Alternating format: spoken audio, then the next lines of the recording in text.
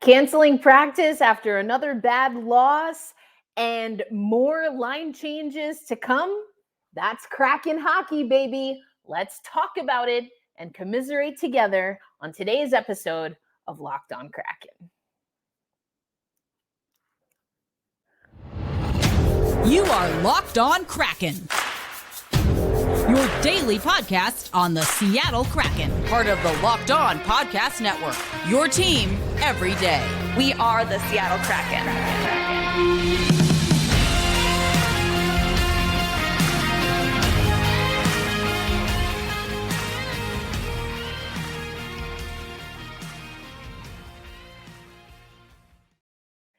Hey there, Seattle hockey fans. Welcome to another episode of Locked On Kraken, part of the Locked On Podcast Network, bringing you your favorite team every single day. Today's episode of Locked On Kraken is brought to you by FanDuel.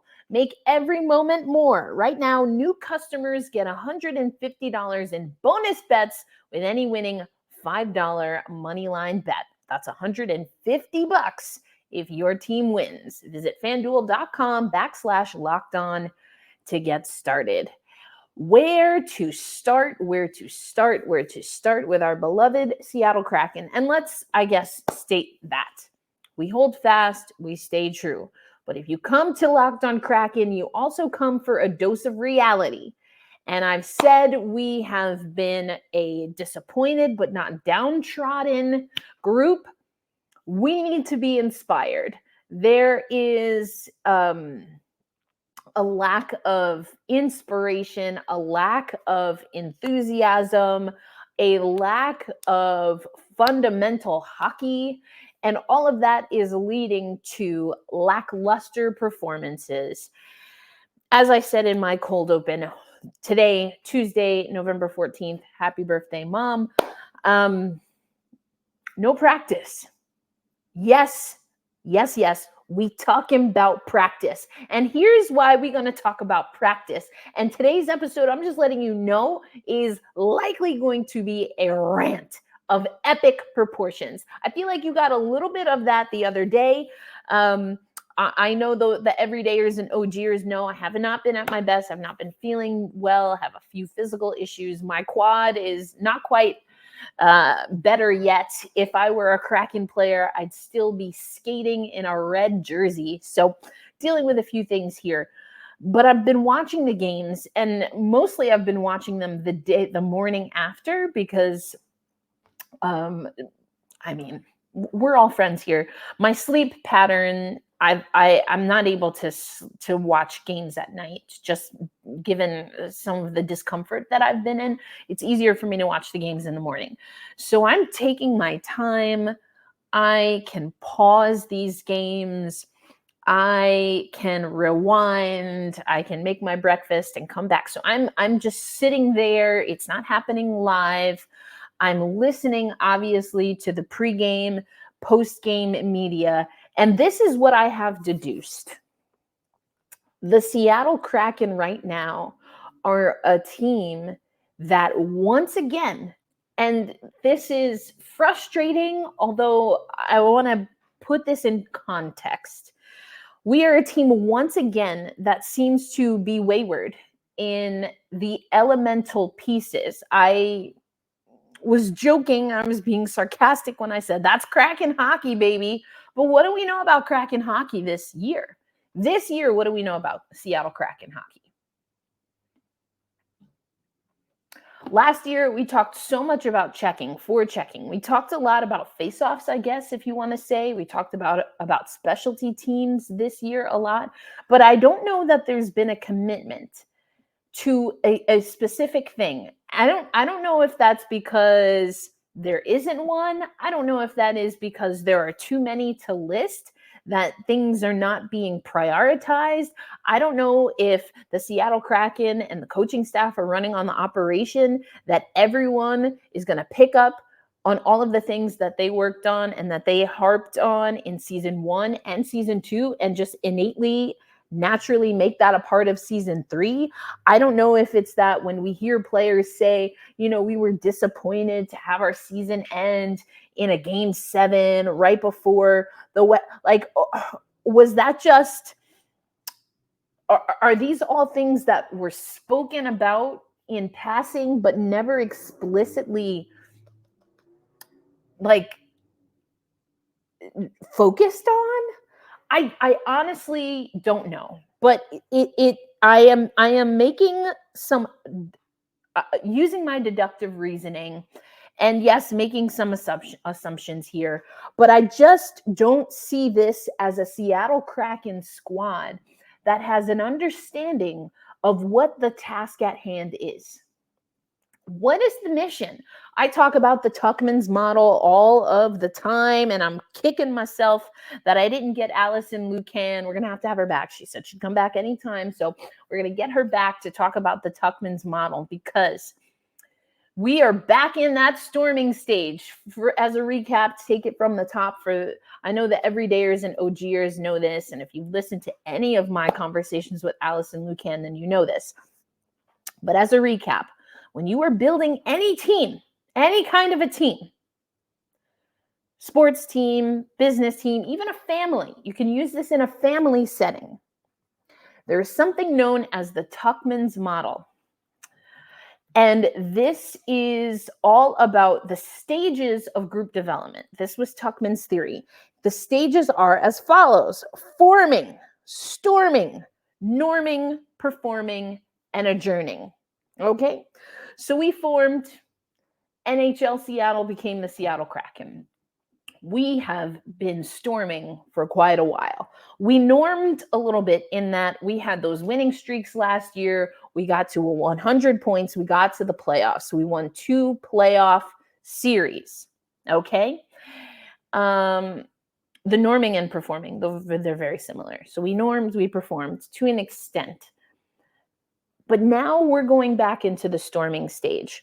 Some of this is because of injury. We've been talking about this. Just got Brandon Tanev back. Glad to see him back. Looks like Eberle's coming back. But in their absence, Ryan Winterton came up. We also saw Shane Wright. A lot of other people already today have reported that they are no longer on the roster. So the assumption is that they have been reassigned. We also know to Coachella Valley, I should say.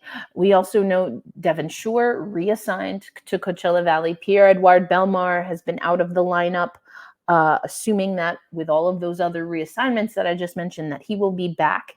And so you have all of these changes presumably happening. The Seattle Kraken will be at Edmonton, and then they host the Islanders. I have thoughts.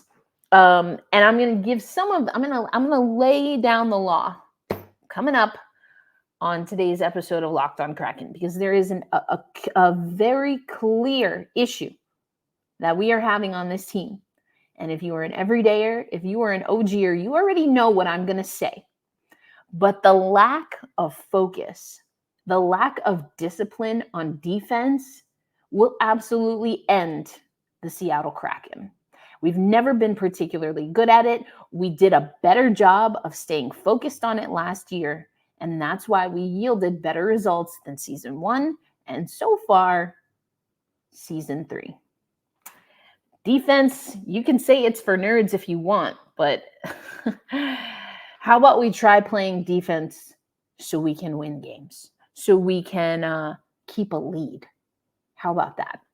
We're going to talk about it coming up on today's episode of Locked On Kraken. Today's episode of Locked On Kraken is brought to you by Jace Medical. Now, I want to make sure you know all about Jace Medical. I mentioned it's my mom's birthday. Happy birthday, Mom. She and her husband are enjoying a nice day off. But, they are obviously older than me and getting close to retirement age. My mom is. And so there are just certain things, especially with her husband, who's been retired disability for a little while.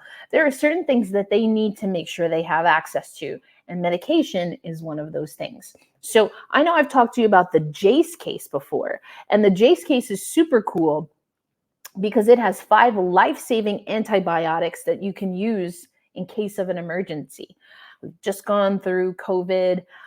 We've gone through, as a global community, as a North American community, wildfires, flooding, hurricanes, power outages, all of those things.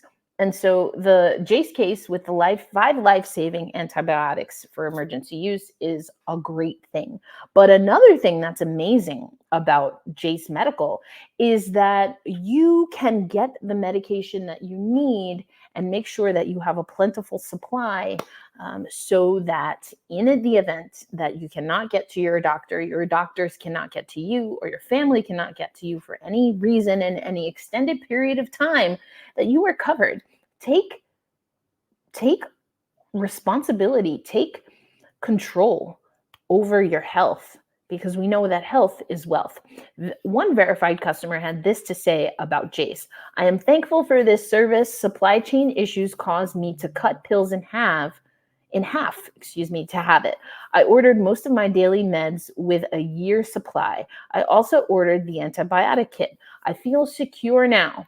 Prices are lower than local pharmacies. I highly recommend this to everyone." So as someone who has elderly people who do take daily medications, other people in my family take daily medications, and also as someone who has seen my community, particularly in New York, have supply chain issues because of things like flooding, like hurricanes, like power outages, this is something that I've been sharing with my family, and I want to share it with you because we're family too. And so check out jacemedical.com. If you or someone that you love would get peace of mind from having a year supply of any of their daily medications, go to jacemedical.com to see if it's available for you. The prices are, again, lower than local pharmacies, and you'll get an extra $20 off your purchase when you use promo code LOCKEDON on your first purchase. So again, head to jacemedical.com. That's JACEMEDICAL.com. Take control of your health with Jace Medical. Defense. There are a few things. If you were listening to last night's broadcast, you heard Nick Olczyk talk. It was either third period or post-game. I think it was probably post-game. But he talked about something that I've talked about before on the show, is that there were so many tripping calls. I mean, first of all, that's an obvious thing, right? But, it's an obvious thing to tell an NHL hockey player making however many hundreds of thousands, if not millions of dollars per year, like, good positioning, go stick to stick and body to body, right? Those are fundamentals. But what we also heard Nick Olczyk saying is that by being out of position, by not putting in an extra stride or two to get in body position and instead reaching and using your stick, the Seattle Kraken, they gave up 6 power play opportunity chances to the Colorado Avalanche. It was a 5-1 score. The Avalanche scored 2 of their 5 goals on the power play. So if you knock 2 of those goals off, we've got a 3-1 score. The Seattle Kraken had a goal taken away because of goalie interference. Let's just say that that's a clean play. I don't think that it was. I think that the play on the ice was correct. But let's just, in this alternate universe that we live in, 3-1, 3-2 game. Those are manageable games in theory, because the Seattle Kraken have an issue with managing games. In theory, that's a manageable game. But we were 0-for-2 on our power play. We spent 29 minutes in the penalty box. We were a touch lower on the face-off than the Colorado Avalanche. So my point is that if we can eliminate some of those penalties, which were silly penalties, some of them, others, I'm not even going to get into the fighting thing, the Goonification. I know Eddie Olczyk really wants guys to respond. I feel like you know my stance on that, and I really don't want to spend time on that. I'm exhausted by that conversation, and it's clear that the Seattle Kraken don't know.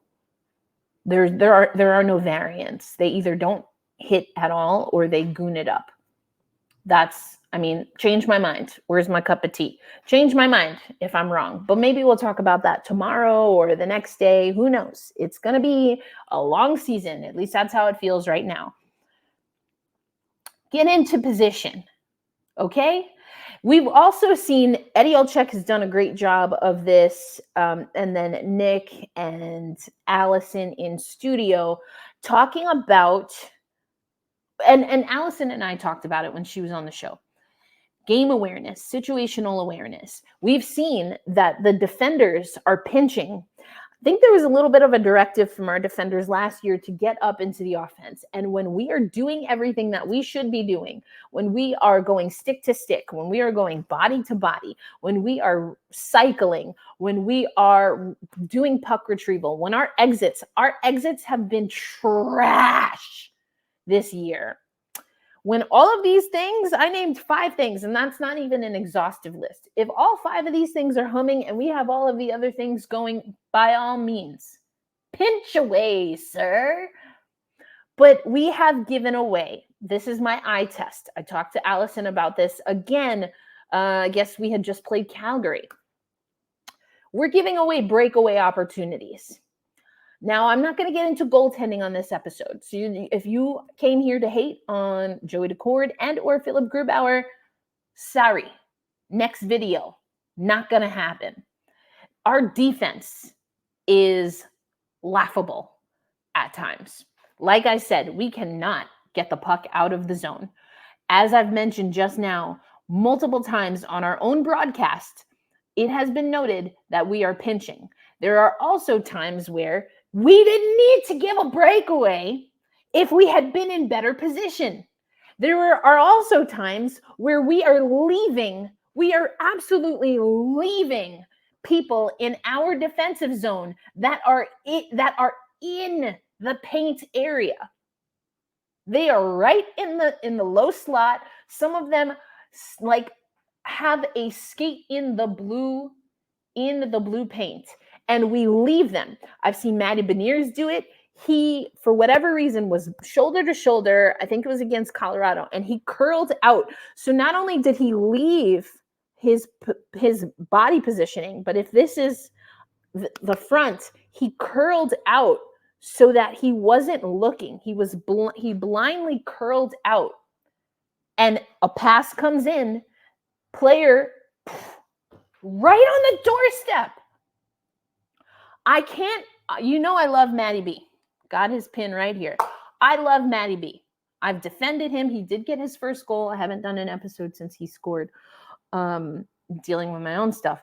But he did score. I love Matty B. That, when I saw him curl out, that burnt my damn grits. There have been a few times that he's turned the puck over, and I'm not picking on Matty Beniers. He is far from the only one. But turnovers in the neutral zone, turnovers as we're trying to enter the neutral zone and exit our own defensive zone, and pinching or being out of position, overshifting so that once the other team makes an outlet pass, it's a free-for-all for our goaltender. Now, what we have seen, there are some times where Philip Grubauer and Joey Daccord have just been flat out beat. If I had to say something, and we will talk about it on another episode because I'm not getting into it today. I don't have the energy. And some of y'all, you know who you are on the interwebs. You're just a little too fired up about goaltending. Our fan base doesn't agree. And I don't think often can see the forest for the trees, or however that phrase goes. We're a little bit skewed when we talk about goaltending, especially when we're not happy. So we're not going to do that today. I'm not a happy camper right now. I'm not going to talk about goaltending except for anecdotally, tangentially. because yes, goaltending is a part of defense, and I think our rebounding needs to be better. Our rebound control. Some of that, yes, is on the goaltenders, but also game, situational awareness, knowing where the opposition is. I don't care if you're Connor McDavid or, I don't know, literally anybody else. If you have an opponent and they are in proximity, they can touch your goalie, why on the greenness of this earth would you leave them open? Why would you leave them? Why would you leave them? So the defensive assignments, the awareness, that was a bad play by Beniers. There was another play where I believe it was Alexiak. He left someone close to the net front. I'm talking in the blue paint to move to someone higher up in the slot. If you are the last line of defense, if someone in the mid to high slot is going to beat you and your team, you have to weigh that out. It's less of a high danger shot. It's a super high danger, grade A chance if you leave someone who can literally put a skate in the blue paint to go to someone else in the higher slot. And you are the last line of defense. You have to know where your D pair is. You have to know where the other forwards are. And so puck watching, not going stick to stick, not going body to body, leaving your defensive assignments in your defensive zone. It is exhausting to watch as someone who loves the art of good defense. It is exhausting to watch the Seattle Kraken play hockey right now. Today's episode of Locked On Kraken also brought to you by FanDuel. Talked about it a little bit at the top of the show, but we know it's not just NHL season, but the NFL, and those teams are driving people mad as well. And right now, new customers to FanDuel will get $150 in bonus bets with any winning $5 money line bet. You might have seen we've been using our FanDuel graphics a little bit more. I'll have the money line for you for tomorrow's matchup against Edmonton and Thursday's matchup against the New York Islanders. So if you want in, if you're a first timer to FanDuel, now's your time, because you make a $5 money line bet and win, and you get $150 in bonus bets. Bonus bets that you can use on spreads, player props, the over-unders. I've told you all about the Bedard show that is on FanDuel. We, of course, did a lot of our Rookie of the Year watching last year. We're still watching our Rookie of the Year this year. Totally different reason. But future bets also on FanDuel. Visit FanDuel.com/lockedon and kick off the NFL and the NHL season the right way. FanDuel, the official partner of the National Football League and us here on the Locked On Podcast Network. The reason that we need practice. First of all, stick taps to Ryan Winterton and to Shane Wright, who came in to what was the beginning of kind of a burning cart. I don't know. And they gave some energy. They were used. I want to go back and look at the numbers. We'll talk about that either tomorrow or Thursday. But I really want to look into the usage numbers, or AKA time on ice.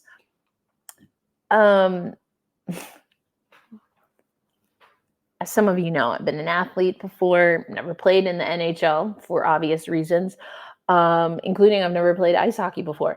But when you get to a certain level of sport, it changes depending on how, there's a lot of different variables.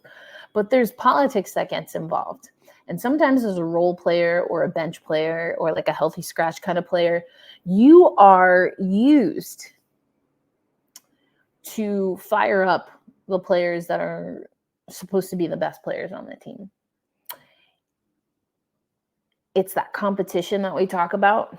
But here's the thing. Some coaches are full of crap. And they'll do that one shift or one game to make a point. And then regardless of if that player, that role player, that bench player, that healthy scratch player, regardless of if that player actually made a positive impact, regardless of whether they were able to not only meet, but supersede expectations of themselves, of their units, in the case of hockey, their line or defensive pair, or even of the team at that time. There are some coaches that will say and preach equal opportunity. We want all of this. We want the people that are going to play the best on the ice at the time. We want people that are buying into the systems, that are going to go for 50-50 pucks. Coaches say that crap all the time, and not a lot of coaches with consistency will back it up. I'm not saying that's where we're at with Dave Haxel. What I am saying is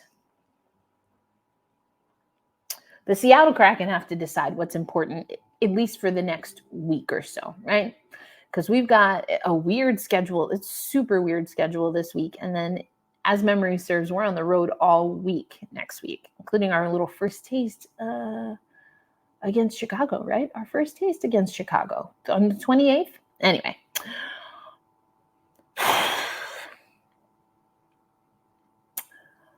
I would love to see the Kraken get back to regular practice. Dave Haxel was screaming at the team the other day, Emerald City Hockey reporting that. RJ does a great job. If you don't follow Emerald City Hockey, make sure you're doing that. Screaming at the team, expletives, F-bombs all over the place. You lose your teeth when it comes to that stuff if you don't really mean it. Do you want guys to shoot the puck? Are you going to reward people who shoot the puck the most? That might not be the best example because I don't think Shane Wright, in one of the games he was in, actually shot the puck very often. Now, how much? You have to look at it. Anyway, the point being, I don't know. I'm not saying that the Seattle Kraken aren't being consistent with this. I have an inkling that maybe they aren't. And I wonder how ready, how frustrated is the team? Are they really willing to say, we're making the lineup and your minutes will be determined by effort? Is that what they're willing to do? I personally would love to see it. Nothing else is working. This guy played with this guy and they speak the same language, or, they came up together in Coachella Valley. The lines are not working. And now we're just throwing all the damn spaghetti on the wall. We got nothing to eat. So, I don't know. Just play hockey. Play freaking hockey. And the coaching staff between, you can't ever get a handle on who's playing. Are they going with the hot goalie hand, or are they going matchups? Does it depend? Because a lot of people have been asking again, why give Grubauer the start against Edmonton and not Colorado?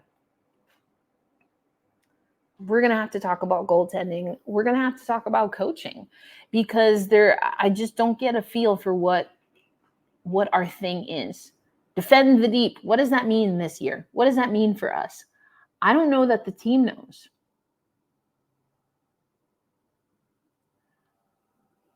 I don't know that the team knows right now.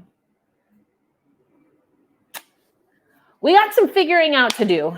And for my money, you can't do all of that in a film room, because what's missing is muscle memory, a commitment to fundamentals, and likely communication. And you can't practice that in a film room. You can't practice that doing just recovery. And I get it. The guys are tired. Well, you know what? Be more tired of losing than you are of practice. Be more tired of losing than you are of going to practice. But what are what are we gonna see? You're gonna have a morning skate with new lines. All right, Dave. Listen, you're making the money as the coach. I get to sit and watch the games. You're making the money. I just think this formula seems a little bit off to me. Let me know what you think. Defense is our number one issue, and you cannot fix defense in a film room alone. That's my take. Let me know what you think at Locked On Kraken. My eLindsay account, Elon and company still won't give it back to me, so I don't know what's going on there. But at Locked On Kraken, you can also join our insiders, Locked On Kraken Insiders. 918-731-3154. Text 918-731-3154. And insiders, I have some Kraken just stuff that I picked up while I was in Seattle. So if you don't have some of it and you want some of it, I will, oops, that was Jace. I will text you a way that you can claim some of this gear that I have that I'm trying to offload. Anyway, weird episode, more of a rant episode, trying to get back into the swing on my end of things. So I get it. I get why rest is important. I get why mentally and emotionally and physically, all of those things are not always aligning, but you have to push yourself. You have to push yourself.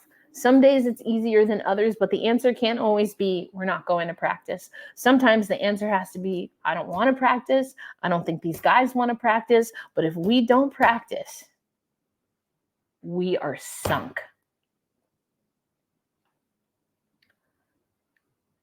And you got to build the muscle back up again. Only way you do that is by pumping the iron, baby. That's all.